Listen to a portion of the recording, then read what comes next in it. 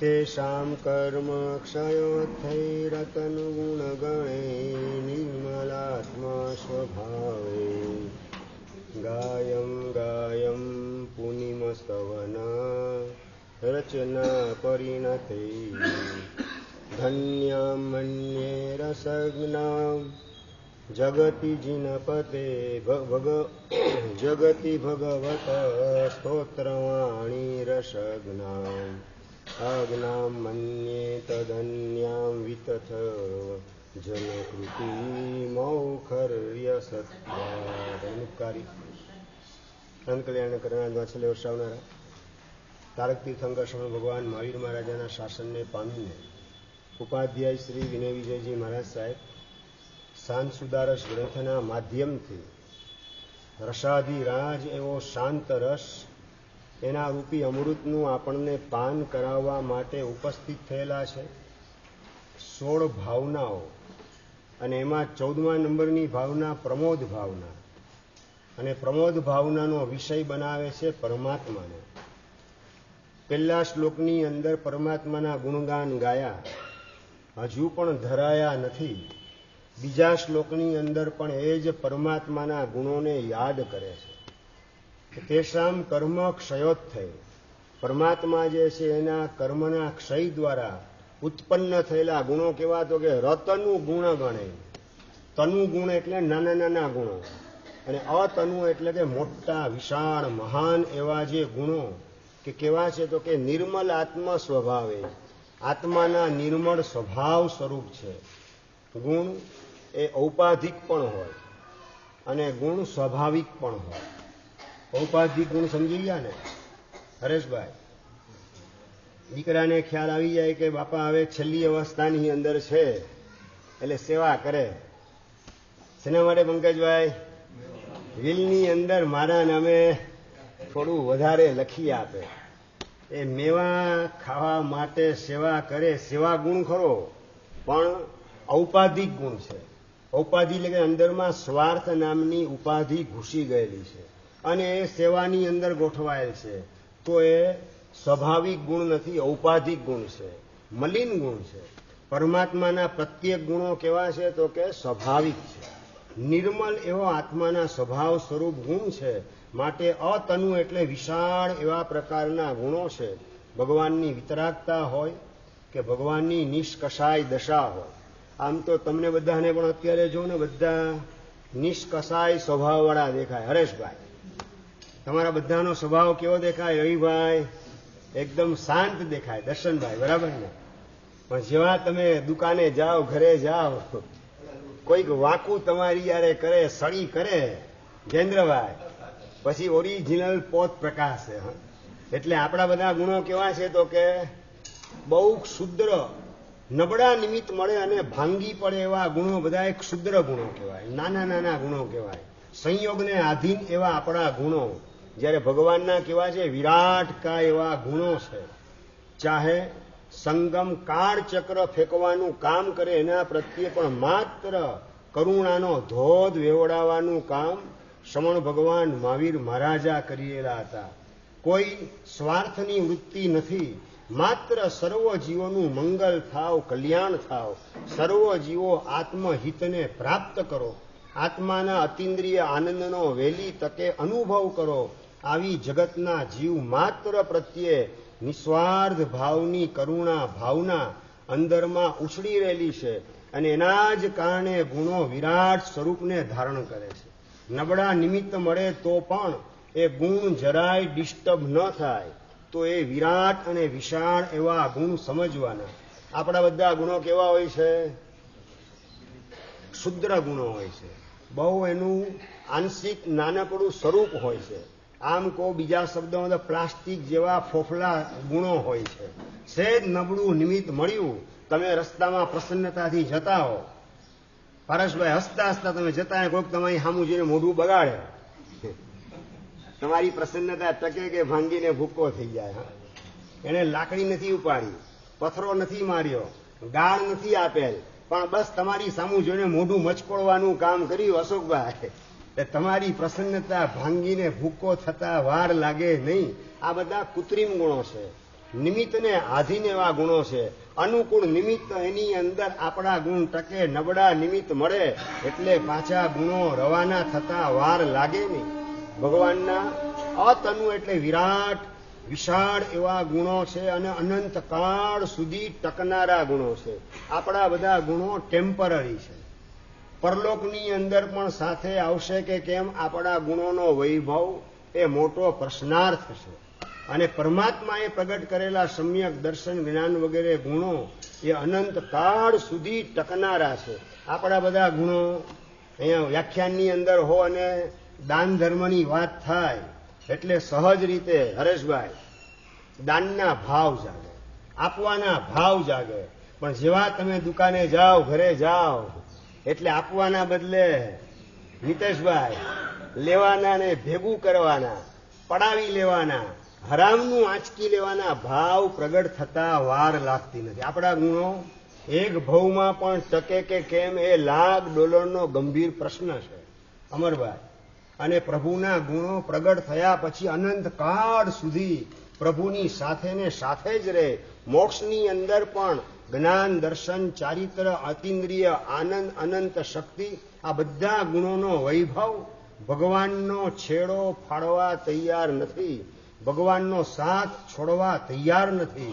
એવા પ્રકારના આત્મ સ્વભાવભૂત વિશાળ અને વિરાટ એવા ગુણો, નિર્મળ ગુણો પરમાત્માએ પ્રગટ કરેલા છે. બસ આ પરમાત્માના ગુણોનો વિચાર આપણે કરીએ અને એના પ્રત્યેનો અહો ભાવ જાગે અને પ્રભુના ગુણોની પ્રશંસા કરીએ, સ્તુતિ અને સ્તવન ગાવાનું કામ કરીએ પરમાત્માના ગુણોને યાદ કરીને, તો આપણી જીભ પણ પાવન થઈ જાય. આપણા મોઢામાંથી નીકળતા શબ્દો એ પણ પવિત્ર થયા વિના રહે નહીં. અને એના માધ્યમથી આપણે આપણા આત્માને પાવન બનાવવાની અંદર ગોઠવવાનું છે. એટલે કે છે ગાયમ ગાયમ પુનીમ સ્તવન પરિણતે રષ્ટ વર્ણાસ્પદાની. ભગવાનના ગુણો ગાતા ગાતા આઠેય પ્રકારના વર્ણોના સ્થાન એ પણ પાવન બની જાય, પવિત્ર બની જાય અને એના માધ્યમથી આપણે ખુદ પવિત્ર બની જઈએ. 8 વર્ણના સ્થાન ક્યાં વિનીતભાઈ? અહીંયા લખે અષ્ટ વર્ણાસ્પદાની, 8 એવા વર્ણના સ્થાન છે. કયા ભાઈ વર્ણના 8 સ્થાન? મનોજભાઈ સ્કૂલની અંદર તો ભણેલા હશો ને, સ્વર ને વ્યંજન ને બધું. ભાઈ કેટલા સ્વર ને કેટલા વ્યંજન? દર્શનભાઈ 13 સ્વર અને 33 વ્યંજન. 13 સ્વર અ, આ, ઈ, ઉ, રૂ, લૃ, એ, ઐ, ઓ, ઔ, અમ, અહ. આ 13 સ્વર અને 33 વ્યંજન. 33 વ્યંજન ક્યાં પંકજભાઈ? આખા બોલો 33 સડસડાટ.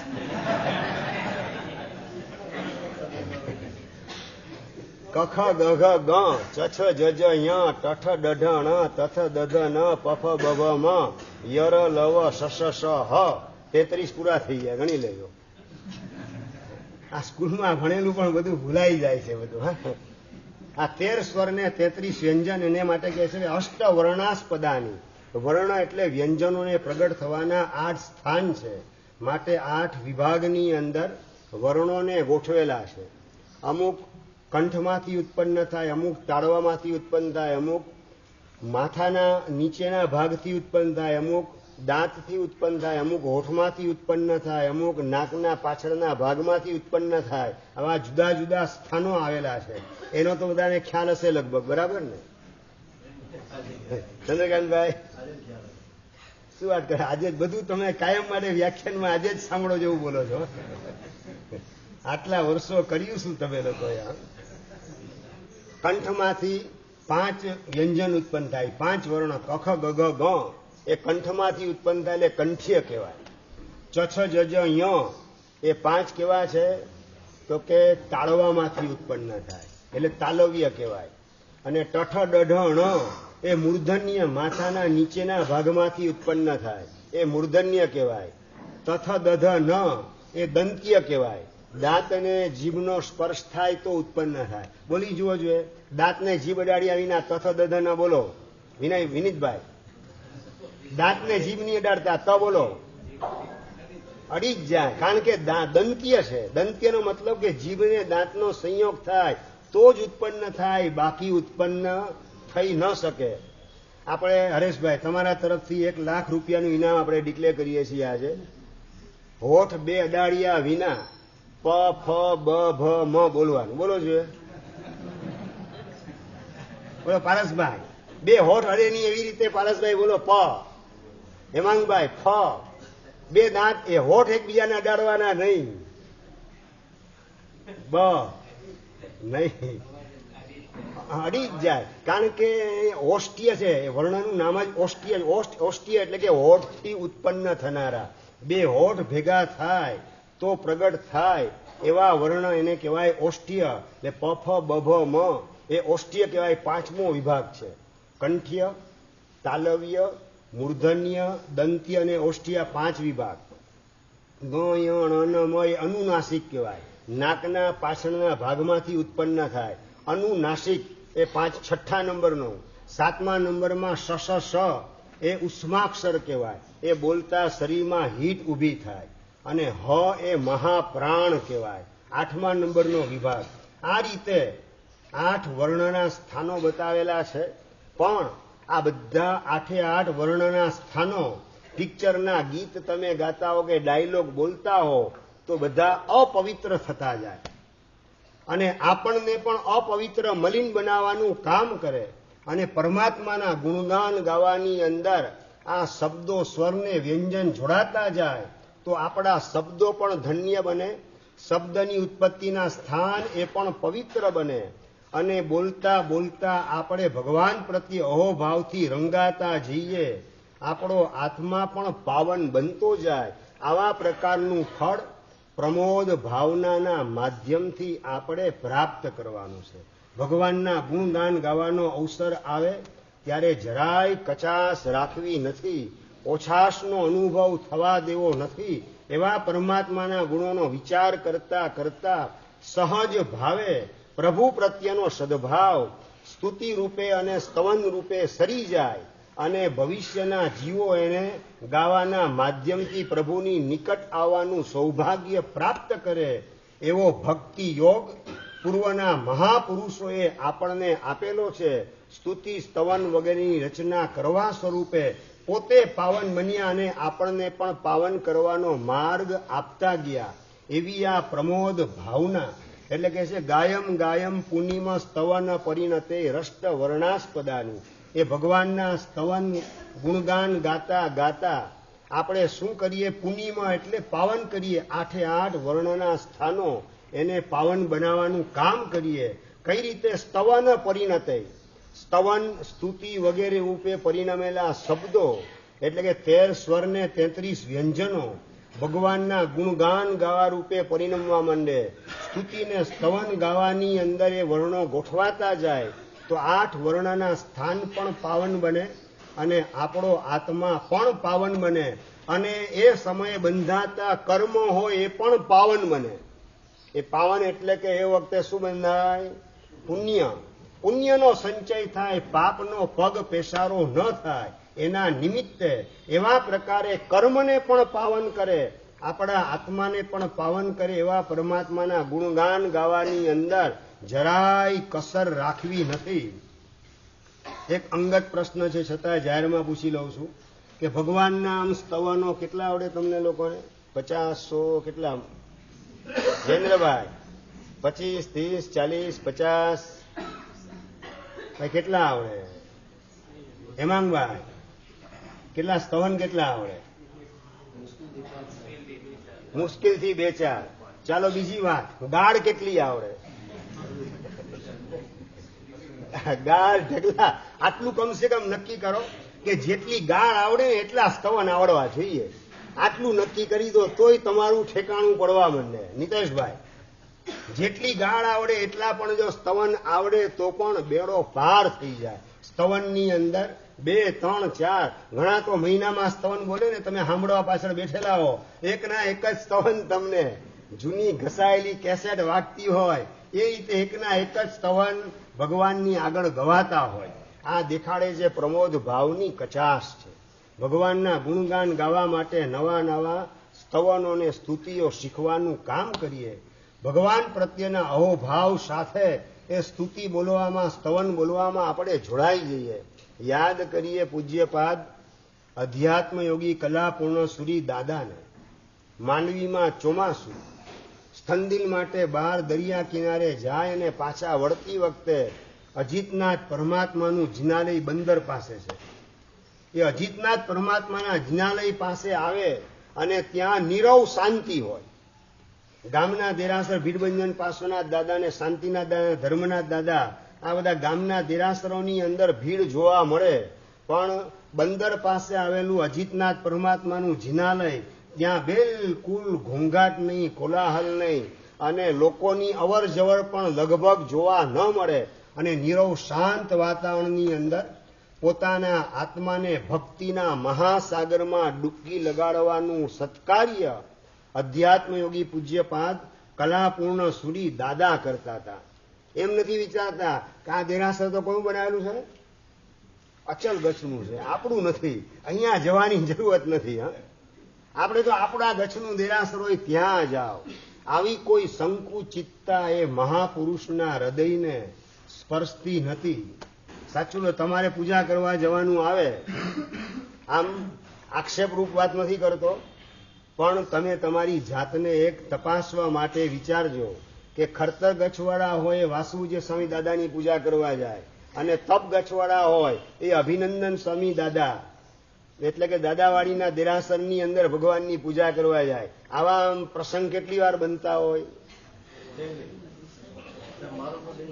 ધન્યવાદ. કોઈ પણ જાતના ગચ્છવાદ વગર, સાંપ્રદાયિકતા વગર, સંપ્રદાય જનૂન વગર આપણે ભગવાન જે છે એની એક સરખી રીતે ભક્તિ કરવાની અંદર જોડાઈએ, એ આપણું સૌભાગ્ય છે. આપણે તો સંપ્રદાયવાદમાં એવા અટવાયેલા છીએ જેના કારણે દેરાસરોને પણ સંપ્રદાયવાદ એનો સિક્કો લગાડતા આપણને વાર લાગતી નથી. અને પૂજ્યપાદ અધ્યાત્મ યોગી આચાર્ય ભગવાન કલાપૂર્ણ સુરી દાદા, આ તો ભાઈ અચલ ગચ્છનું દેરાસર છે બંદર પાસે, ત્યાં અંદર જવું નથી, ભગવાનની ભક્તિ કરવી નથી, આવી કોઈ સંકુચિતતા એમના હૃદયને સ્પર્શતી નથી. એક વાત બધા ગંભીરતાથી મગજમાં નોટ ડાઉન કરજો કે સંપ્રદાયમાં રહેવું એ એક જાતની વ્યવસ્થા છે, પરંતુ સાંપ્રદાયિકતા આપણને વળગે, આપણે સાંપ્રદાયિકતાને વળગીએ એ આપણું કલંક છે. સમજાય છે બરાબર? ફરીથી પારસભાઈ શું વાત કરી તમને? સંપ્રદાયમાં રહેવું એક વ્યવસ્થા છે. માનો કે જૈન તરીકે મારે જન્મ લેવાનો છે, તો મારો જન્મ ક્યાંક અંચલ ગચ્છમાં થશે, ક્યાંક તપ ગચ્છમાં, અથવા તો ખરતર ગચ્છમાં, અથવા તો દિગંબરમાં, અથવા તેરાપંથીમાં, અથવા તો 6 કોટી સ્થાનકવાસીમાં કે 8 કોટીમાં, નાની પક્ષમાં કે મોટી પક્ષમાં, આમાં જ ક્યાંક જન્મ થશે ને ભાઈ. જૈન તરીકે જન્મવાનું મારું પુણ્ય ઉદયમાં આવે છે, તો જન્મ આની બહાર ક્યાં લેવાનો આવશે? આમાં જ આવશે ક્યાંક મારે તમારે બધાએ જન્મ લેવાનો. એટલે સંપ્રદાયમાં રહેવું એ એક જાતની વ્યવસ્થા છે. કર્મ સત્તાએ જે પ્રમાણે ગોઠવણ કરી આપી છે એ સંપ્રદાયની અંદર આપણો જન્મ થયો, પણ સાંપ્રદાયિકતા આપણને વળગવી જોઈએ નહીં. આપણે સાંપ્રદાયિકતાને વળગાડવાની નથી.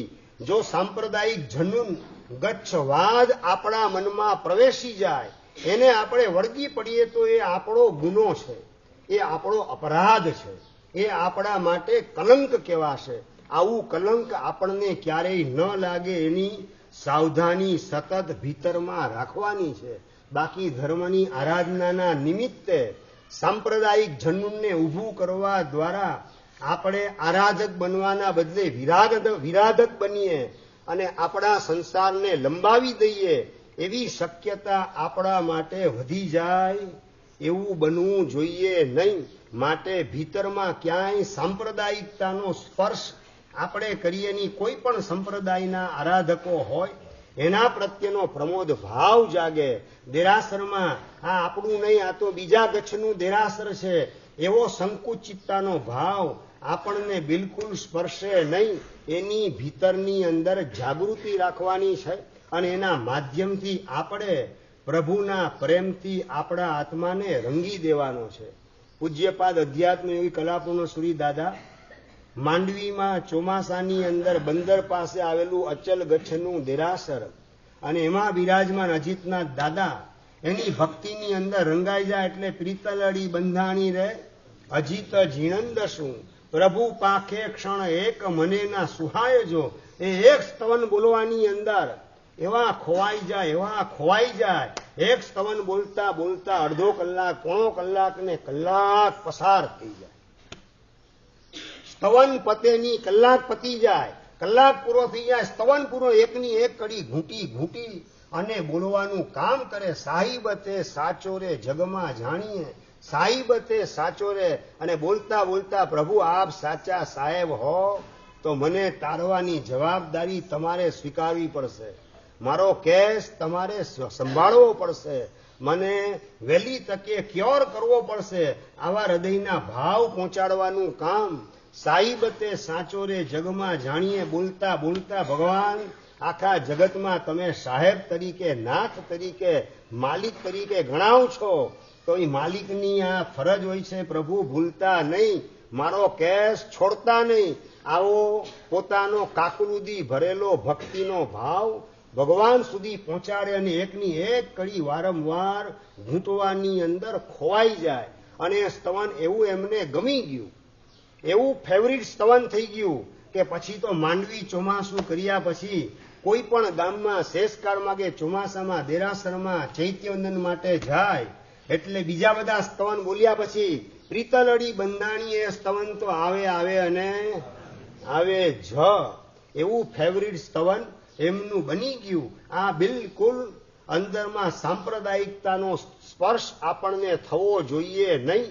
અને પ્રભુના ગુણોથી આત્માને રંગી દીધા વિના રહેવું નથી.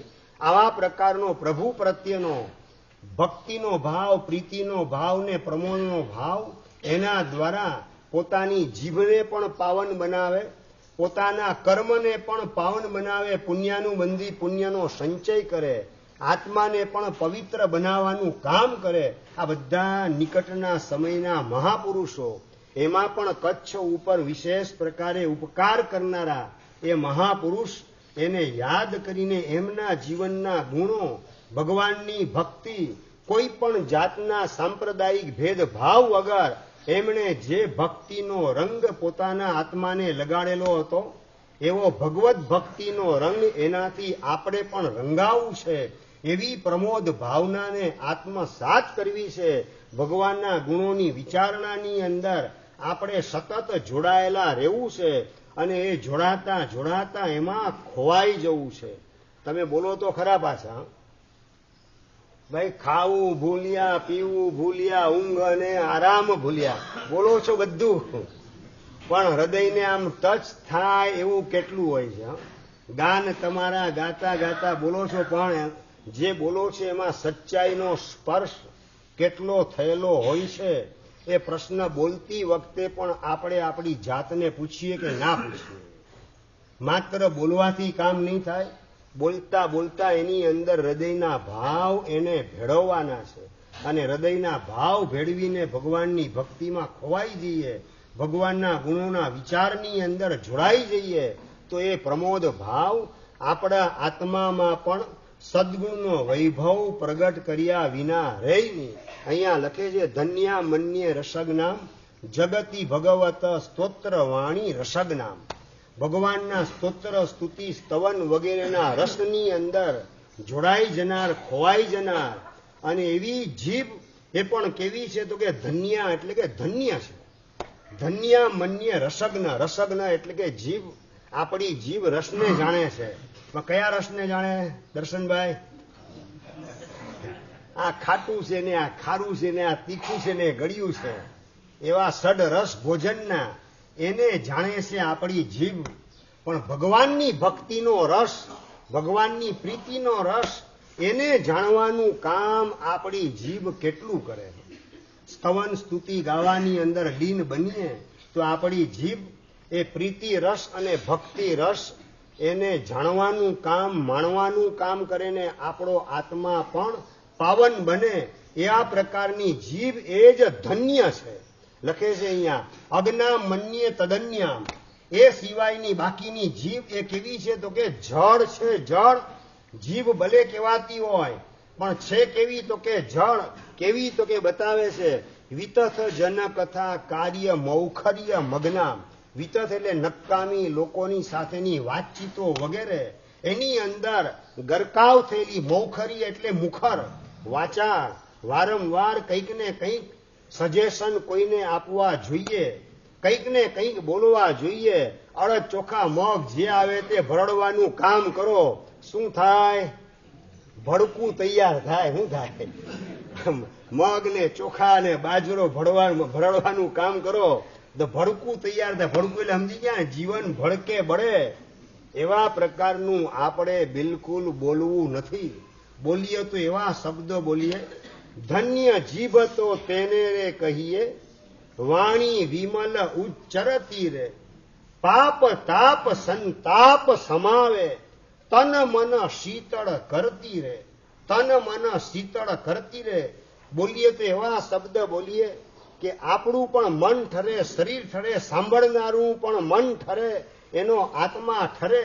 એવા પ્રકારના શબ્દ બોલીએ. તન મન શીતળ કરતી રે. ધન્ય જીભ તો તેને રે કહીએ, વાણી વિમલ ઉચ્ચરતી રે. ભગવાનના સ્તુતિ સ્તવનમાં જોડાયેલી જીભ એ ધન્ય છે. વાણી વિમલ ઉચ્ચરતી રે. મલિન વાણી નહીં. કોઈ ગાળા ગાળી કરો, પિક્ચરના ડાયલોગ બોલો એટલે બધી આપણી જીભ મલિન થઈ જાય છે. અને ભગવાનની સ્તુતિ સ્તવન ગુણગાનની અંદર આપણી જીભને જોડીએ તો એ ધન્ય બની જાય. કેવી તો કે પાપ તાપ સંતાપ સમાવે. સાંભળનારના સંતાપને સમાવે અને આપણા પાપને પણ સમાવે. એવા પ્રકારના શબ્દ બોલીએ. આપણને પણ ઠારે, સામાને પણ ઠારે. બાળે એવા પ્રકારના શબ્દો આપણે ક્યારેય બોલવા નથી. આટલો એક સંકલ્પ પ્રમોદ ભાવનાને સમજતા ભીતરમાં આપણે કરવાનો છે. હવે આ જીભ બોલશે તો માત્ર મલમ પટ્ટી કરનારા શબ્દો બોલશે. ઘા લગાડે એવા શબ્દો આ જીભમાંથી ક્યારેય પણ નીકળશે નહીં. આવો સંકલ્પ કરીએ તો આ પ્રમોદ ભાવનાનું જ્ઞાન આપણને મળેલું તાત્વિક કહેવાશે. આપણે આપણી જાતને પૂછીએ, સવારથી સાંજ શબ્દ બોલીએ એ બીજાના શરીરની અંદર ઘા પેદા કરવાનું કામ કરે કે મલમ પટ્ટીનું કામ કરે? હેમાંગભાઈ ભાઈ, મલમ પટ્ટી જ બને કે ઘા બને? રાહુલભાઈ જવાબ જોઈએ. આટલું તો મને પ્રોમિસ આપો કે સાહેબ હવેથી ભૂતકાળમાં મને રસ નથી. તમારો ભૂતકાળ ભૂલી જાઓ. આજથી વાત કરીએ, નવી ગીલી નવો દાવ. આજથી નક્કી કરીએ કોકને ઘા લાગે એવો એક પણ શબ્દ મારે મોઢેથી કાઢવો નથી. હું જે શબ્દ બોલું એ સામેવાળાને સાંભળવો ગમે એવા પ્રકારનો શબ્દ મારે બોલવો છે. સંજયભાઈ નક્કી? સાંભળવામાં સામેવાળો અકળાઈ જાય એવું મારે બોલવું નથી. હવે આ બંધ થાય તો સારું. આવા પ્રકારનો વિચાર આપણા માટે કોઈને આવે એવા શબ્દો મોઢેથી ભૂલે ચૂકે પણ આપણે કાઢવા નથી. સાચું હું વ્યાખ્યાન બોલતો અમારા से વ્યાખ્યાન બંધ કરી દે તો સારું. આવો વિચાર આવે હરેશભાઈ? ઘણા મને કહેતા હોય છે સાહેબ કલાકનો છે ને સમય ટૂંકો પડે, 1.25 કલાક ને 1.5 કલાક રાખો.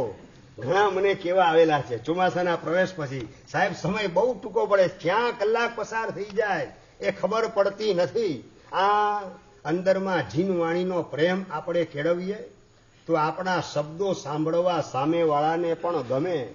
એક રસ્તામાંથી મોન્ટુ જતો તો સામે પિન્ટુ મળી ગયો અને વાતો એ ચડે જ ને એમ કરતા કરતા 5 કલાક 20 મિનિટ નીકળી ગઈ ને ઓલો મોન્ટુ વાત કરે પિન્ટુને કે અલિયા તારી યારે હું વાતે છોડી એની પેલા ઘરેથી નીકળ્યો ત્યાં તો માથું મારું સખત દુખતું હતું, પણ તારી યારે વાત કરતા કરતા માથાનો દુખાવો ક્યાં ગયો 5 કલાકમાં મને ખબર ન પડી.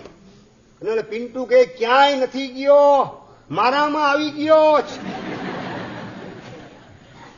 સમજાય ને અશોકભાઈ? આવું આપણે ક્યારેય બોલવું નથી. હા, બીજાનું માથું દુખાડીએ ઓલાને થાય આ બકવાસ બંધ થાય તો સારું. એ માટે આપણને જીભ મળેલી નથી. આપણી જીભને કોઈની નિંદા માટે અનામત રાખવી નથી. આપણી જીભ એ ક્યારેય કોઈનું ઘસાતું બોલે નહીં, એની આપણે તકેદારી રાખવી છે. બોલવું તો બીજાને સાંભળવું ગમે, બીજાના આત્માને ઠારવાનું કામ કરે, બીજાના તાપ અને સંતાપ બધા સમી જાય એવા પ્રકારના મીઠા મધ જરતા શબ્દો, મોઢામાંથી મોતી જરતા હોય એવા શબ્દ આપણે બોલીએ ને કદાચ એવું બોલતા ન આવડે તો મોઢાનું શટર પાડીને મૌન રહીએ. પરંતુ અડદ ચોખા જે કંઈ આવે ભરડે રાખો, બોલે રાખો, કંઈક ને કંઈક કુછ ન કુછ કિયા કરો, કુછ કામ ન હો તો ચદ્દર ફાડ કે સિયા કરો. આવું આપણે કરવું નથી. આ નવરા બેઠા બેઠા ગામ આખાની ભોયણી કરવાનું કામ. ઘણી જગ્યા તો છે ગામમાં દુકાન બધા શટર પડી જાય પછી ઓટલા પાર્લામેન્ટ ગોઠવાતી હોય છે. અંજારનો રિવાજ શું છે મને ખબર નથી. હેમાંગભાઈ, અહીંયા રિવાજ ખરો કે નહીં એવો? પારસભાઈ, દુકાનને વધારીએ ને પછી ઓટલા પાર્લામેન્ટ શરૂ થાય. જમી કાઢીને પાછા દુકાને, કોકની દુકાને બેહે પાછા અને ઓટલા ભંગવાનું કામ. ઓટલા પાર્લામેન્ટ, ગામ આખાની પંચાયત અને ગામ આખાની ચિંતા. ઓલા ગાંઠિયા, ભાવનગરી ગાંઠિયા 50 ગ્રામનો ઓર્ડર આપી અને પોતાના દોસ્તાર જેને વાત કરે છે કે આલું આ મોદીનું થશે શું? 400 સીટ તો આવી નથી, થશે શું? અલિયા 50 ગ્રામ ગાંઠિયામાં તારું શું થશે એનો વિચાર કર. મોદીનો ક્યાં વિચાર કરે? દરેકને પોતપોતાના પુણ્ય હાચવતા હોય છે. આ છે ને કુટેવ પડી ગયેલી છે. આનું શું થશે ને તેનું શું થશે? અલિયા મારું આંખ મીચાઈ જશે અચાનક, પરલોકમાં જવાનો અવસર આવે, શું થશે? What next? જ્યાં જઈશ ત્યાં માનવ ભાવ મળશે કે કેમ? આર્ય દેશમાં જન્મ થશે કે અનાર્ય દેશની અંદર? અનાર્ય દેશ સમજી ગયા ને? આ આર્ય દેશની કેવી મહાનતા છે. ઘરમાં કદાચ ચૂં ચૂં ચૂં રાતના અવાજ આવતો હોય, શું કરો વિનીતભાઈ? બહુ તો પાંજરું લાવી ઉંદર એમાં ભરાઈ જાય એટલે ગામની બહાર મૂકી આવો. આના સિવાય બીજો વિચાર કયો આવે તમને સંજયભાઈ? બીજો વિચાર લેશ માત્ર બીજો વિચાર ના આવે. નંબર 2, તમે એના એ જ છો, ઉંદર પણ એનો એ જ છે, પણ તમારો જન્મ ભારતના બદલે ચાઇનામાં થયેલો હોય અને ઉંદર દેખાય. પારસભાઈ શું થાય? શું રિઝલ્ટ શું આવે અશોકભાઈ? અત્યારે તમે મારી નાખે એમ નહીં, અત્યારે કાકડી ટમેટા વાપરો ને એ રીતે જીવતે જીવતા ઉંદરને ચાવવાની અંદર ગોઠવાઈ જતા વાર લાગે નહીં. આપણે કાકડી ટમેટા અહીંયા તમે જે રીતે વાપરો એ રીતે જીવતા ઉંદરને ચાવવાનું કામ અને જીવતા સાપ એના સૂપ બનાવીને પીવાનું કામ આપણે કરતા હોત જો ચાઇનામાં મારો ને તમારો જન્મ થયેલો હોત તો. આ આર્ય દેશમાં જન્મ થયો એના પ્રતાપે આ બધા મોટા પાપ એમાંથી સહજ રીતે આપણે છૂટી ગયા. આ સંતોની ભૂમિ, તીર્થંકરોની ભૂમિ આર્ય દેશ, એમાં જન્મ થવાના પ્રતાપે કેટલા બધા મોટા પાપો આપણા જીવનમાંથી રવાના થઈ ગયેલા છે. એ બદલ આર્ય દેશ એને પણ આપણે ધન્યવાદ આપીએ અને આપણી જાતને પૂછીએ, આંખનું શટર મીચાઈ ગયું, પડી ગયું અને પરલોકમાં જવાનું આવશે તો ફરીથી માનવ ભવને આર્ય દેશ મળશે કે અનાર્ય દેશમાં જન્મ લેવો પડશે? આર્ય દેશમાં પણ જીન શાસન મળશે કે જીન શાસનની બહાર ગોઠવાઈ જઈશ? જીન શાસન મળશે તો પણ સંસ્કારી માતા પિતા મળશે કે સંસારના રંગ રાગથી મને રંગવાનું કામ કરીને દુર્ગતિમાં ફેંકવામાં નિમિત્ત બને એવા પ્રકારના પરિવારમાં મારે જન્મ લેવો પડશે? સંસ્કારી પરિવાર મળે તો પણ જ્યાં સદગુરુના દર્શન થાય એવી જગ્યાએ મારો જન્મ હશે કે રૂરકેલાની અંદર ને કોચીન ને કલિકટ બાજુ મારો જન્મ થશે? રૂરકેલા સમજી ગયા ને? જ્યાં 25-30 વર્ષે પણ સાધુ સાધ્વી ભગવાનના દર્શન થાય કે કેમ? એ $1,00,000 ગંભીર પ્રશ્ન હોય. તમારો જન્મ જોને તોની ભાષામાં વિશાખાપટ્ટનમમાં થઈ ગયો હોય તો અમરભાઈ 25-30 વર્ષ સુધી જૈન હોવા છતાં પણ 25-30 વર્ષ સુધી સાધુ સાધ્વીના પણ દર્શન થાય કે કેમ? એ $1,00,000 ગંભીર પ્રશ્ન આપણા માટે બની જાય તો આવતા ભવમાં આંખ મીચાયા પછી આવી કોઈ રોંગ જગ્યાએ મારું ફિટિંગ તો કર્મ સત્તા નહીં કરે ને? એવો વિચાર ભીતરમાં તમને કેટલો આવે? ગામ આખાની પંચાયતના વિચાર તમે કરતા હોય ને બોલતા હો, જીભને અભડાવવાનું કામ કરતા હો, એના બદલે મારા આત્માનું શું થશે આંખ મીચાયા પછી એના વિચારની અંદર મનને જોડવાનું કામ અને જીભનો એ દિશામાં ઉપયોગ કરવાનું કામ પરિવારના બધા સભ્યો ભેગા થાવ એ વખતે જીભનો આવો ઉપયોગ તમે કેટલો કરો? એ કેટલો ઉપયોગ? નહીં ભાઈ. વ્યાખ્યાનના મુદ્દા ઉપર ઘરે આમ ડિસ્કસ કરો કે ના કરો?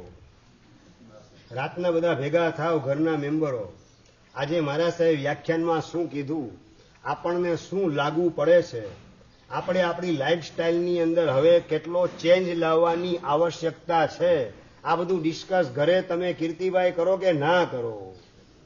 સાવિકાની અરે દીકરા દીકરીની સાથે ઘરના બધા મેમ્બરો ભેગા થઈ અને વ્યાખ્યાનના મુદ્દા ઉપર ડિસ્કસ કરીને હવે આપણે આપણી આ લાઈફસ્ટાઈલ એની અંદર આટલો ચેન્જ આટલો સુધારો લાવવાની જરૂરત છે. હવે રાત્રિ ભોજન આપણને શોભે નહીં. હવે આ કંદમૂળ બટેટા ડુંગળી લસણ આપણા પેટને સ્મશાન બનાવવાનું કામ કરે, અનંતા જીવોની કબર બની જાય આપણું પેટ. એવા પ્રકારની હવે ભૂલ કરવી નથી. આવા પ્રકારની કોઈ તંદુરસ્ત ચર્ચા ઘરની અંદર કરવામાં તમારી જીભનો ઉપયોગ કેટલો કરો? નથી થતો. ગઈ ગુજરી ભૂલી જઈએ. હવેથી નક્કી કરો કે કમસે કમ હવેથી વ્યાખ્યાનના મુદ્દા ઉપર આપણે ડિસ્કસ કરશું. એટલે પહેલા પણ તમને વાત કરેલી હતી. ડિસ્કસ તમે ક્યારે કરો વ્યાખ્યાનના મુદ્દા ઉપર જયેન્દ્રભાઈ? મુદ્દા યાદ હોય તો. અને એના માટે પહેલા તમને વાત કરી કે વ્યાખ્યાનમાં દરેકે અચૂક નોટ અને પેન લઈને આવવું અને પોતાને હાર્ટને ટચ થાય આ પ્રકારનું કોઈ સેન્ટેન્સ સાંભળવા મળે એટલે તરત જ ટપકાવી દેવાનું અને એના ઉપર ચિંતન મનન કરવાનું.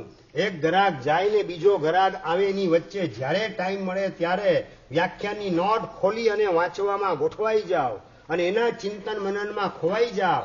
મારા હૃદયને આ કેટલું સ્પર્શે છે, મારા જીવનને આ કેટલું લાગુ પડે છે અને ભગવાન મારા માટે શું ઈચ્છી રહેલા છે, શું કરું તો ગુરુ ભગવાન મારા ઉપર પ્રસન્ન થાય.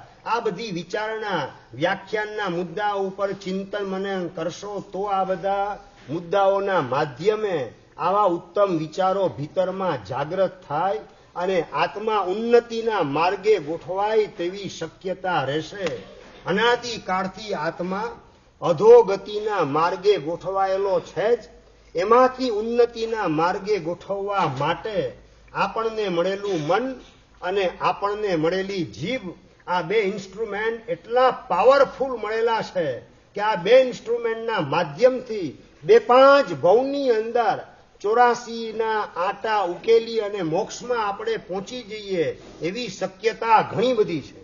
અને નંબર 2, આ બે ઇન્સ્ટ્રુમેન્ટ માઇન્ડ અને આપણી ટંગ, જીભ અને મન, એ બેનો જો આપણે દુરુપયોગ કર્યો તો ફરીથી અનંતકાળ સુધી 84 લાખ યોનિની અંદર રમણ ભમણ કરવું પડે એવા નવા નવા આટા વીટવાનું કામ એની અંદર અટવાઈ જતા વાર લાગશે નહીં. આપણે 84ના આટા ઉકેલવા માટે આવેલા છીએ કે વીટવા માટે? નવા નવા આટા વીટવાનું કામ તો ભૂતકાળમાં અનંતી વાર મેં અને તમે કરેલું છે. આ એક જ માનવનો મનખો એવો મળેલો છે અને એમાં પણ જીન શાસન મળેલું છે, જીન વાણી સાંભળવાનો યોગ મળેલો છે. તો હવે આ સંયોગની અંદર મારે મારા આત્માનું કામ કરી જ લેવું છે. હવે 84ના આટા ઉકેલવા માંડું, નવા વીટવાનું કામ ભૂલે ચૂકે પણ મારે કરવું નથી. આવો એક ભીતરનો સંકલ્પ તમને કરતા આવડે તો પ્રવચનના માધ્યમથી આત્મા ઉત્ક્રાંતિના શિખરે ગોઠવાયા વિના રહે નહીં. કેટલો બધો પુણ્યનો ઉદય થાય ત્યારે આ માનવનો મનખો પ્રાપ્ત થાય. કીડી મકોડા મચ્છર માકડ વાઘ વરુ દીપડા કૂતરા બિલાડા કાગડા કૂતરા કબૂતર આ બધી યોનિઓને જોતા જોતા અનંતી વાર આ બધામાં હું ફસાયેલો છું.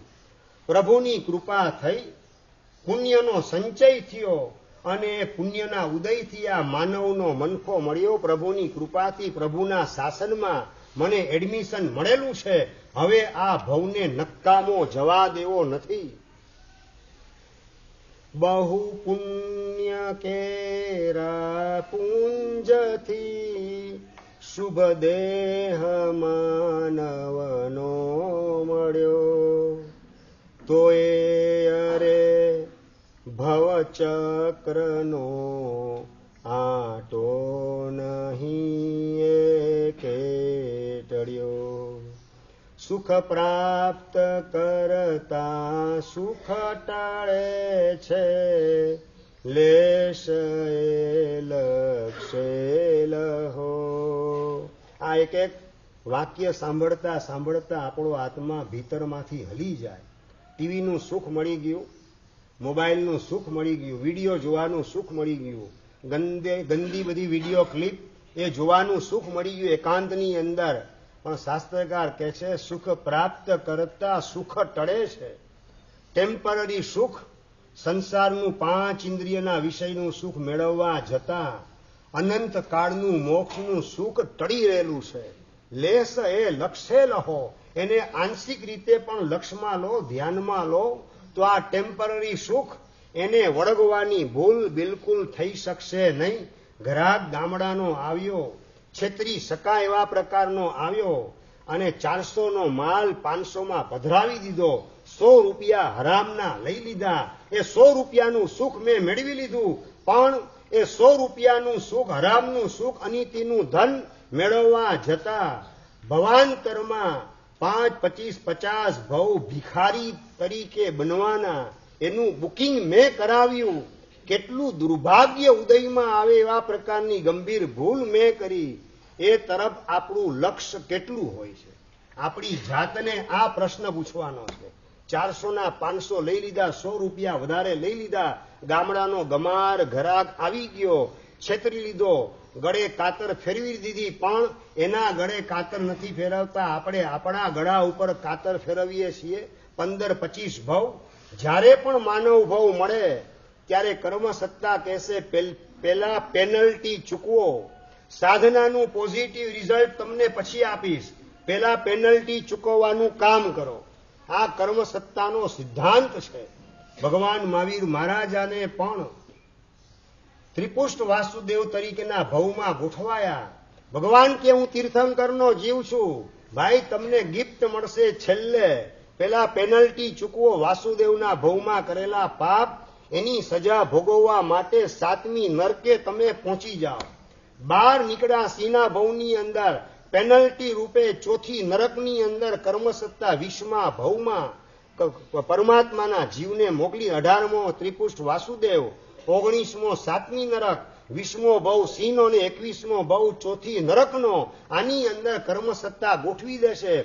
ભગવાન મહાવીરના 27 ભવ ઉપર પણ નજર કરીએ તો પણ કર્મસત્તાનો સિદ્ધાંત ખ્યાલમાં આવે કે આપણે જે સાધના કરીએ એનું સ્વીટ ફ્રૂટ એ આપણને છેલ્લે આપશે ધર્મ મહાસત્તા. પણ એની પહેલા કર્મસત્તા પેનલ્ટી વસૂલ કર્યા વિના રહેવાની નથી. અને એ પેનલ્ટી ચૂકવતા આંખે લોહીના આંસુ નીકળે તો પણ એ પેનલ્ટી ચૂકવી શકાશે કે કેમ? એ $1,00,000નો ગંભીર પ્રશ્ન છે. 25-50 ભવ માનવના, અનંત કાળે મળનારા માનવના ભવ ભિખારી તરીકે આપણે બરબાદ કરી દેવાના. એનું દુર્ભાગ્યનું બુકિંગ ગામડાના ગમાર એવા ઘરાદને છેતરવાના માધ્યમથી હું કરાવું છું. કેટલી મોટી ગંભીર ભૂલ! હોશિયાર દેખાતો જગતમાં મૂરખ શિરોમણી પણ ન કરે એવી ભૂલ હું ક્યાં કરીએલો છું. આવી ભૂલ મારે કરવી નથી. આવી ભૂલની અંદર, આવી અંધારી ગલીની અંદર મારા આત્માને રખડાવવાનું કામ, ભટકાવવાનું કામ મારે કરવું નથી. ભિખારી તરીકેના ભવની અંદર ક્યાં આત્મા પરમાત્મા, પુણ્ય પાપને પરલોક ક્યાં સાંભળવા મળશે? આત્માનો ઉદ્ધાર કરવાની તક ક્યાં પ્રાપ્ત થશે? અને એવા બધા ભવોનું બુકિંગ કોકને છેતરવાના માધ્યમથી મારે કરાવવું નથી. આ બધી અંદરની શ્રદ્ધા જીવંત બનતી જાય અને આપણને જાગૃત રાખવાનું કામ કરે. પાપ કરતી વખતે તો એ પ્રમોદ ભાવ દ્વારા ઊભું થયેલું પુણ્ય સદગતિની પરંપરા દ્વારા પરમ ગતિ એટલે મોક્ષ સુધી આપણને પહોંચાડ્યા વિના રહેશે નહીં. માટે આપણે બધું જે કંઈ સાંભળીએ એ માત્ર કાનથી નહીં, હૃદયને સ્પર્શે એ રીતે સાંભળવું, કાનને સ્પર્શે એ રીતે સાંભળવું નથી. ઘણા બધા બેરા પણ હોય છે. બેરા છે ને 3 પ્રકારના બેરા, એ તો ખબર હશે તમને બધાને. હરેશભાઈ, 3 પ્રકારના બેરા લોકો. પેલા નંબરમાં કાનના બેરા. કાનના બેરા એટલે સમજી ગયા ને, બિચારાને પુણ્ય જેવું ન હોય, મનુષ્ય હોવા છતાં, કાન મળવા છતાં અંદરમાં કોઈ ફોલ્ટના કારણે, પડદાની ખામીના કારણે એ સાંભળી શકે નહીં. જિંદગી આખીની અંદર એ કાનના બેરા કહેવાય. કોઈ કાન બેરા હોય, કોઈક ધ્યાન બેરા હોય. ધ્યાન બેરા સમજી ગયા ને, બોલાવો પણ ક્યાંક એંગેજ હોય, મનથી ક્યાંક કોઈ વિચારમાં ખોવાયેલો હોય, કંઈક કામની અંદર પરોવાયેલો હોય, કોઈક ટેન્શનમાં અટવાયેલો હોય, ફ્રસ્ટ્રેશનની અંદર ફેંકાઈ ગયેલો હોય, અને તમે કહો તો પણ સાંભળે નહીં, ખબર ન પડે, શબ્દ કાનને અથડાય પણ એને ખ્યાલ કઈ ના આવે. એને શું કહેવાય રહીભાઈ? ધ્યાન બેરા. આ કાન બેરા તો અહીંયા કોઈ નથી, મને ખબર જ છે, પણ ધ્યાન બેરા કોઈ નથી ને. વાત મારે એટલી જ પૂછવી છે. ધ્યાન બેરા એટલે સમજીએ ને, વ્યાખ્યાન સાંભળતા વ્યાખ્યાન બધી પેમેન્ટ માટે જવાનું છે, ઓર્ડર લેવા જવાનું, પાછું આ ચેનલ અંદરમાં ચાલુ જ હોય, કેસેટ પોતાનું સંભળાવવાનું કામ ચાલુ જ રાખે. મહારાજ ભલે વ્યાખ્યાન એનું સંભળાવે, કર્મ સત્તા કે તારી કેસેટ હું તને સંભળાવું, પછી એમાં વ્યાખ્યાન ક્યાં હૃદયને સ્પર્શે. આ ધ્યાન બેરા કહેવાય. અને ત્રીજા નંબરની અંદર જ્ઞાન બેરા કહેવાય. કયા જ્ઞાન બેરા? એટલે કે સમજણ સાચી લેવી નથી જ, અંદરમાં બધું સમજે, મારા સાહેબ કે વાત સાચી છે પણ સમજે બીજા, આને કહેવાય જ્ઞાન બેરા. પણ મિયા હતા ને, શરત લગાવીને ઘરે આવ્યા, હસતા હસતા આવતા હતા. बीवी पूछे जे मियाँ आज क्यों इतना मस्ती में हो? आज शरत लगा के आया हूं, जीत जाऊंगा. क्या शरत लगाई? और दौड़ दौड़ 5 होते शरत लगा के आया हूं, 1000 रुपया की शरत. मियाँ हार जाओगे पूरी दुनिया जानती है, दौड़ दौड़ 4 होते हैं, दौड़ दौड़ 5 नहीं होते, आखी दुनिया जानती है, फिर भी तूने ऐसी क्यों शरत लगा दी, 1000 रुपये की शरत. અને મિયો વાત કરે, मैं भी जानता हूं दौड़ दौड़ 4 होते हैं, फिर भी दो 5 की शरत लगा के मैं आया. मियाँ ऐसा क्यों किया? अरे मियाँ बात करे कि दौड़ दौड़ 4 होते, वो जब बात करे सब लोग, तब मैं मानने वाला हूं. तो मन मानने वाला ही नहीं, दौड़ 4 होते हैं, दौड़ दौड़ 5 होते, मैं क्यों हारूंगा. આ મિયા જેવું આપણે કરવું નથી. સમજાય ને અશોકભાઈ?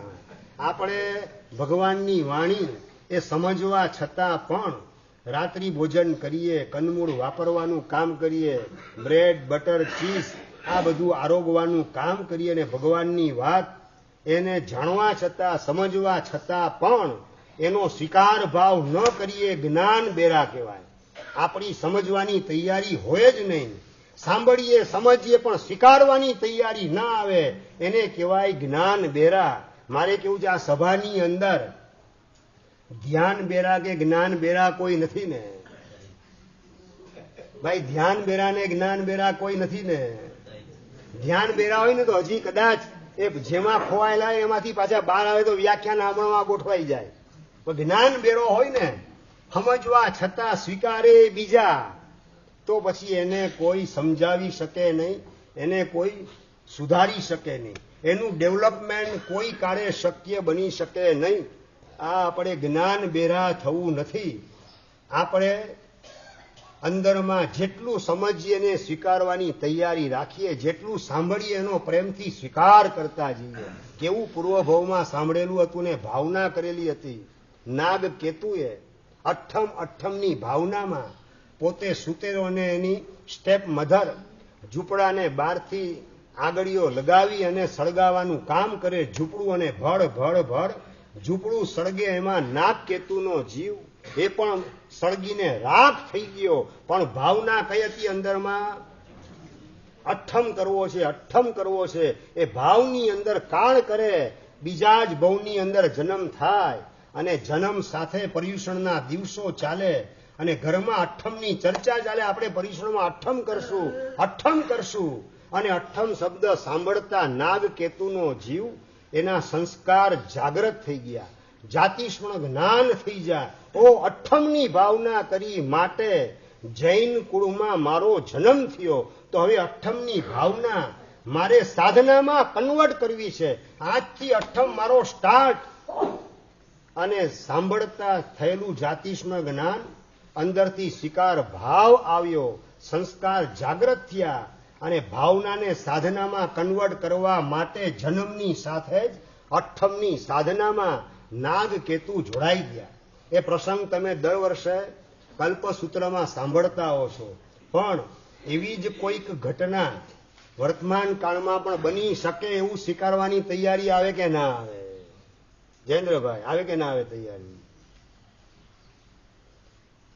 અમારા સમુદાયના પૂજ્યપાદ સર્વતોમુખી પ્રતિભા સંપન્ન વિદ્યા ગુરુદેવ જય સુંદર સુરીશ્વરજી મહારાજા, એમના શિષ્ય યુગંધર વિજયજી મહારાજ સાહેબ, આખો પરિવાર દીક્ષાના માર્ગે જોડાયો.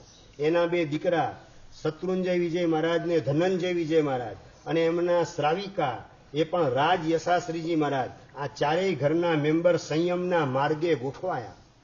અને એમનો સંસારી નાનો ભાઈ મનોજ, એની તમને વાત કરું છું. મૂળ વાત મનોજની કે મનોજની દીકરી જેને જન્મ થયે માત્ર 1.5 વર્ષ થયેલ હતો, હજી 18મો મહિનો ચાલી રહેલો છે. વ્યાખ્યાન સાંભળવા માટે માં ગયેલી છે ઉપાશ્રયમાં અને દીકરી જેનું નામ દ્રષ્ટિ છે એ દ્રષ્ટિને પણ સાથે લઈ ગયેલી છે, ખોળામાં સુવાડી દીધી છે. અને દ્રષ્ટિ એકદમ શાંત છે એટલે વ્યાખ્યાનમાં રડશે નહીં, બીજાને ડિસ્ટર્બ કરશે નહીં એનો ખ્યાલ હતો પાક્કો. એટલે માં વ્યાખ્યાનમાં એને લાવે છે, ખોળામાં એને સુવાડે જ, પણ ઓલી સુએ બીજા. આ 1.5 વર્ષની બેબલી પણ કે જે સુએ બીજા ને 1.5ના બદલે કદાચ 41 વર્ષ ને 51 પહોંચેલા હોય ને તો એ ઘસઘસાટ ઘણીવાર વ્યાખ્યાનમાં નસકોરા બુલાવામાં ગોઠવાઈ જતા હોય છે ઘણા લોકો. તમે લોકો નહીં, બીજાની વાત કરી. તમે બધા તો જાગતા જો, સ્માઇલ આપો છો, રિસ્પોન્સ આપો છો એટલે ખ્યાલ આવે. અને પેલી 1.5 વર્ષની બેબલી વ્યાખ્યાન સાંભળે છે. વ્યાખ્યાનની અંદર આચાર્ય ભગવાન કલ્પસૂત્રનું વ્યાખ્યાન શરૂ થાય. નાગકેતુનું દ્રષ્ટાંત પ્રકાશે હમણાં જે બોલ્યો સંક્ષેપમાં એ વિસ્તારથી દ્રષ્ટાંત બોલે. 1.5 વર્ષની બેબલીને કી સમજણ પડે? હરેશભાઈ, શિરીષભાઈ, સમજણ પડે 1.5 વર્ષની બેબલીને કઈ? આ તમે છે ને બ્રહ્મા જીવો છો. 1.5 વર્ષની બેબલીને પણ બધી સમજણ પડે છે. અને એના જ કારણે નાગકેતુનું દ્રષ્ટાંત સાંભળ્યું. સવારના પોરની અંદર વ્યાખ્યાનનો સમય વહેલો હતો, 7 થી 9નો ટાઈમ. પર્યુષણના દિવસો મુંબઈની અંદર બધા ફાસ્ટ ટ્રેનની અંદર, લોકલ ટ્રેનમાં ભાગનારા, ઇલેક્ટ્રિક ટ્રેનની અંદર, ભાયંદરની અંદર રહેનારા પરિવાર શ્રાવક મનોજભાઈ, અને સવારના 7 થી 9માં પ્રવચનનો ટાઈમ હોય. પ્રવચન પત્યું અને સીધા પાછી લોકલ ટ્રેન પકડી અને આગળ કોઈ મસ્જિદ બંદર જાય ને કોઈ ટીટી પહોંચે સ્ટેશન તરફ, અલગ અલગ જગ્યાએ પહોંચે, કોઈ ભાઈખલ્લા પહોંચે. અને આ મનોજભાઈ અને એના શ્રાવિકા વ્યાખ્યાનમાં આવેલા, એની દીકરી દ્રષ્ટિ નામની 1.5 વર્ષની, આમ ઢીંગલી જેવી લાગે, નાનકડી. અને વ્યાખ્યાન પછી માં ઘરે આવે, દીકરીને દૂધ પીવડાવે, પણ દીકરી દૂધ પીવા તૈયાર નહીં. પાણી પીવડાવે, પાણી પીવડાવવા તૈયાર નહીં. એના ઘરના સસરા વાત કરે કે વહુ બેટા હવે આ 1.5 વર્ષની થઈ, હવે ખોરાક એને આપો. હવે દૂધના બદલે ખોરાક આપવાનો અવસર આવેલો છે. ખોરાક આપવાનો પ્રયત્ન કરે, લિક્વિડ, સેમી લિક્વિડ, પણ મોઢું ખોલે બીજા. સવારથી સાંજ પડી ગઈ. પર્યુષણનો 4થો દિવસ ઉપવાસ રૂપે પૂરો કર્યો. માં એકદમ ચિંતામાં છે. એને થયું શું કરું? ડોક્ટર પાસે લઈ જાય છે. ડોક્ટર કે આમ તો બધું ઓકે દેખાય છે, કેમ ખાતી? ડોક્ટરના મોઢું ખોલવાનો પ્રયત્ન કરે, એકદમ જીભ ટાઈટ રાખે, જરાય મોઢું ખોલી દાંત એકદમ ભીસાવીને રાખે. એ દાંત ભીસેલા એવા હતા, ડોક્ટર ખોલવા માંગે તો મોઢું ખુલે નહીં. આ પૂર્વભવની જન્મની સાધનાના કેવા સંસ્કાર લઈ અને બાળકી આવેલી હશે. અને સાંજ પડી ગઈ, બધા થાકી ગયા. એને ખવડાવવાનો પ્રયત્ન કરે, મહેનત કરે, પણ કોઈને સફળતા મળે નહીં. અને એ વખતે મનોજભાઈને ક્લિક થયું કે આપણે આચાર્ય મહારાજ બિરાજમાન છે ઉપાશ્રયની અંદર, ત્યાં લઈ જઈએ, દીકરીને વાસ્કેપ કરાવીએ, સારું થઈ જશે. તમને આમ વાસ્કેપ ઉપર શ્રદ્ધા ખરી? એ મનોજભાઈને શ્રદ્ધા આચાર્ય ભગવંત ઉપર, એના વાસક્ષેપ ઉપર, અને લઈ જાય છે પોતે ઉપાશ્રય. શ્રાવક અને શ્રાવિકા બંને પોતાની દીકરીને લઈને ઉપાશ્રય પહોંચ્યા. લગભગ સાંજના 6 વાગ્યાની આસપાસનો સમય. આચાર્ય ભગવાનને વંદન કરીને વાત કરે, સાહેબ આ દીકરી આજે વ્યાખ્યાન પછી ઘરે આવીને રોજ દૂધ પીએ, પણ આજે દૂધ પીધું નથી, ખવડાવીએ કંઈ ખાતી નથી, પાણી પણ પીતી નથી, સાહેબ કંઈ કૃપા કરો. અને આચાર્ય ભગવાન માંગલિક સંભળાવે છે, વાસક્ષેપ કરે છે પેલી છોકરી ઉપર, એને જોવાનું કામ કરે, ટીકી ટીકીને આચામાં જઈને જુએ અને વાત કરે છે, અલી તારો ઉપવાસ થઈ ગયો, હવે તારે ઉકાળેલું પાણી પીવાની છૂટ છે, ખાવાનું ભલે તું ન ખા, પાણી તારે પીવાની છૂટ છે. આચાર્ય ભગવાન તે વાત કરી, જે આચાર્ય મહારાજનું વ્યાખ્યાન સવારે સાંભળેલું હતું એ જ આચાર્ય મહારાજ પાણી તારે પી શકાશે આવી વાત કરી. અને છોકરી એકદમ હસવા માંડી, મોઢું એકદમ ખીલી ગયું. અને મનોજભાઈ અને એમના શ્રાવિકા દીકરીને નીચે લઈ જાય, આંબેર ખાતામાં ગરમ પાણી તૈયાર હતું, પીવડાવે અને તરત ગટાગટ છોકરી પાણી પીવા માંડી. આ સત્ય ઘટના વર્તમાન કાળની બનેલી તમને કહું છું. ઉંમર માત્ર 1.5 વર્ષની ઉંમરે કરેલો ઉપવાસ, બીજે દિવસે માં વ્યાખ્યાનમાં જવાના બદલે એને દૂધ પીવડાવવા માટે ઘરમાં રોકાયેલી છે કે ભાઈ એનો ઉપવાસ પતે, નવકાશીનું પચખાણ આવેલું, છોકરી રડવા માંડી. નવકાશીનો ટાઈમ આવે ને માં દૂધ પીવડાવવાનું કામ કરે, પણ જરાય દૂધ પીવા તૈયારીને છોકરી રડે રાખે, બોલે કશું નહીં પણ રડે રાખે. અને માં સમજી ગઈ કે એને દૂધ પીવું નથી, વ્યાખ્યાન સાંભળવા જવું જ. અને વ્યાખ્યાન સાંભળવા ઉપાશ્રય લઈ જાય, 7:30 પોણા 8 વાગે ઉપાશ્રય લઈ જાય. નવકાશી આવી ગયા પછી, મહેનત કર્યા પછી નિષ્ફળતા મળી દીકરીને દૂધ પીવડાવવામાં. માં લઈ જાય છે દીકરીને ઉપાશ્રય, વ્યાખ્યાન સંભળાવે, એકદમ શાંત ચિત્તે આંખ ખુલ્લી રાખી અને એકાગ્રતાથી વ્યાખ્યાન સાંભળવાની અંદર છોકરી લીન થઈ ગઈ. ઘરે લઈ જાય, છોકરીને દૂધ પીવડાવે, પણ દૂધ પીએ બીજા. અને માને થયું કે શું વાત છે, આ નાનકડી છોકરી ગઈકાલનો ઉપવાસ થઈ ગયો, આજે દૂધ પીવડાવું છું, દૂધ પીતી નથી. પાણી પીવડાવવાનું કામ કર્યું, બેટા જો આ ગરમ પાણી છે, ઉકાળેલું પાણી, ઉપવાસમાં ખપે એવું પાણી છે, આચામાં જે કીધું હતું ને એવું પાણી છે, બેટા તું પાણી પી. જેવી વાત કરી તરત જ છોકરી મોઢું ખોલે, પાણી તરત જ ઘટાઘટ વાપરી ગઈ છોકરી. અને આખા દિવસમાં બીજે દિવસે પાણી સિવાય બીજું કશું વાપર્યું નહીં. આ વર્તમાન કાળમાં બનેલી ઘટના. અને ત્રીજે દિવસે પાછો ત્રીજો ઉપવાસ, પચખાણ અપાવવાનું કામ. એની મમ્મી અને પપ્પા, મનોજભાઈના પપ્પા આચામાને કહે, સાહેબ 2 દિવસથી તો પાણી સિવાય કંઈ નથી પીધું. આ નાપ કેતીનું દ્રષ્ટાંત સાંભળ્યા પછી એને કોઈક અંદરમાં જ્ઞાન જાગૃત થયું લાગે છે, જેના કારણે 2 દિવસ ઉકાળેલા પાણી સિવાય કંઈ નહીં. સાહેબ એની ભાવના અઠમની લાગે છે. આપને યોગ્ય લાગે તો સાહેબ એને ઉપવાસનું પચખાણ આપો.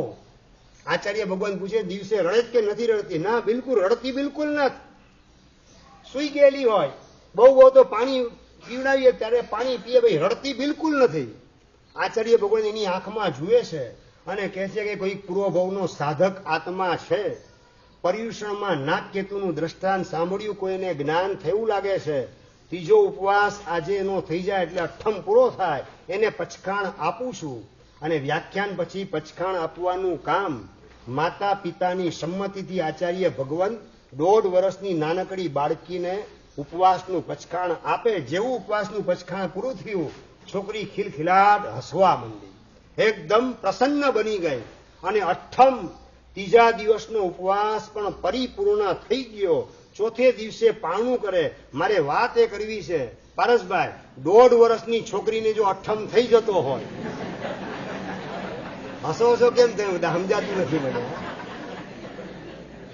હસો છો કેમ બધા? સત્ય હકીકત વર્તમાન કાળની યુગંધર મહારાજ સાહેબની સંસારી ભત્રીજી દ્રષ્ટિ, જેનું નામ, જેણે 4 વર્ષની ઉંમરે ઉપધાન કરેલા છે, ઉપધાનની માળ પહેરેલી છે. નીતેશભાઈ, તમને કેટલા વર્ષ થયા? હજી માળ ઉપધાનની પહેરી કે નથી પહેરી એ બહુ મોટો ગંભીર પ્રશ્ન તમારા બધા માટે છે. 4 વર્ષની ઉંમરે ઉપધાનની માળ પહેરે અને 1.5 વર્ષની ઉંમરે અઠ્ઠમનો તપ કરે. મારે વાત એ કરવી, 1.5 વર્ષે જો અઠ્ઠમ રડિયા વગર હસતા હસતા પ્રસન્નતા પૂર્વક થઈ શકતો હોય તો વાય નોટ, હું કેમ અઠ્ઠમ ના કરું? ભલે ગઈકાલે કદાચ એક ઉપવાસ લીધેલો હોય, આજ તો બેના પચખાણ ભેગા જ લેવા છે, બરાબર. અને ગઈકાલે જેણે અઠ્ઠમનું પચખાણ કર્યું હતું એમને આજે પાણહારનું પચખાણ આપવામાં આવશે. બધાને એક ઉપવાસનું પચખાણ, બે ઉપવાસનું પચખાણ અને ગઈકાલના અઠ્ઠમવાળાને આજે પાણહારનું પચખાણ. 24 ઉપવાસ, 30 ઉપવાસ બધું ભેગું આવશે. પચખાણ, નૌકારસી, પોરસી, સાતપોરસી બધું એની અંદર ભેગું આપવું. જેની જે ધારણા હોય એ રીતે ઉપવાસમાં ધારી શકશે. ઉપવાસને પાણહારમાં. જય શત્રુંજય. સૂર્ય ઉગે છઠ અભદ્ર નમસ્કાય ચોયંબિયારમ તિવ્યંબિયારમ સોમાણમ ખૈમમ સૈમમ અનુથાવયણમ સસાગરણમ પાઠ્યગણમ મહત્તમ સુદગરણમ પાણહાર નૌકારસી પોરસી સાતપોરસી પરિમસ્કાય પચ્છન્ન કણ દિશા સોમદગરણમ પાણસ લેવણમાં લેવણમાં છમ લેવણમાં સત્સિત્તણમાં આશ્રિત્તણમાં દેશાસી પરિભોગમ બચ્ચખાણ સસાગરણ મહત્તમ વોશી રે વોશી. ખૂબ ખૂબ ધન્યવાદ. બધા તપસ્વી સાતામાં છો ને બધા? ખૂબ ખૂબ તમારા સત્વની અંતરના અંતરથી અનુમોદના. નૌકાશી એકાશનું બેસનું આંબી ઉગેશ્વર નૌકાશી પોરસી સાતપોરસી મોટી સેમ પચકાઈ ગઈ છે ચોથી અંકેર વસન ખાઈ છે મર્થના ગ્રામ દિશા એમએલએમ નિગમ વસન તમારો સસાગરણ લેવા લેવા કે એકાશમ બીઆશમ પચકાઈ તીજી અંકેર વસન ખાઈ છે સાગર ઓટલો છે ગુરુ રે પાણ સે પાણ લેવા સસી દેવાસી દેવા દેશાગાસી ગોગમરી ગોગમ મથ્યાનો તમારો સસાગરણ મંત્રગણ સસ વિદ્યાકરણ બોસી રે. આજે ખાસ તપસ્વીની અંદર કોઈને માથું દુખતું હોય, શરદી વગેરેની તકલીફ હોય, સુસ્તી જેવું લાગતું હોય તો એને આજે ખાસ એક નાનકડી પોટલી, અભિમંત્રિત કરેલી પોટલી આપવામાં આવશે. સૂર્યમંત્રથી અભિમંત્રિત થયેલી આ પોટલી. માથું દુખતું હોય તો એક નાક બંધ કરી બીજા નાકથી ઊંડો શ્વાસ લઈને એને અંદર સૂંઘવાનું કામ કરવાનું. પછી બીજા નાકથી જેવી રીતે અનુકૂળતા આવે એ રીતે. રાતના ઊંઘ જેને ના આવતી હોય એ રાતના એક નાક બંધ કરી બીજા નાકથી એને ઊંડા શ્વાસથી સૂંઘવાનું કામ કરે તો ઊંઘ પણ રાતના શાંતિથી આવી જશે. અડધી રાતે ઊંઘ ઉડી જાય તો પણ આને આ રીતે સૂંઘવાથી રાતે શાંતિથી ઊંઘ પણ આવે. શરદી વગેરે હોય એની અંદરમાં રાહત રહે અને સ્ફૂર્તિને તાજગીનો અનુભવ કરાવે એવી આ પોટલી છે. જેમને જરૂરત હોય તો અમારા તપસી મહારાજ સાહેબ નમરેશ મહારાજ પાસેથી વ્યાખ્યાન પછી આ પોટલી પ્રાપ્ત થઈ શકશે.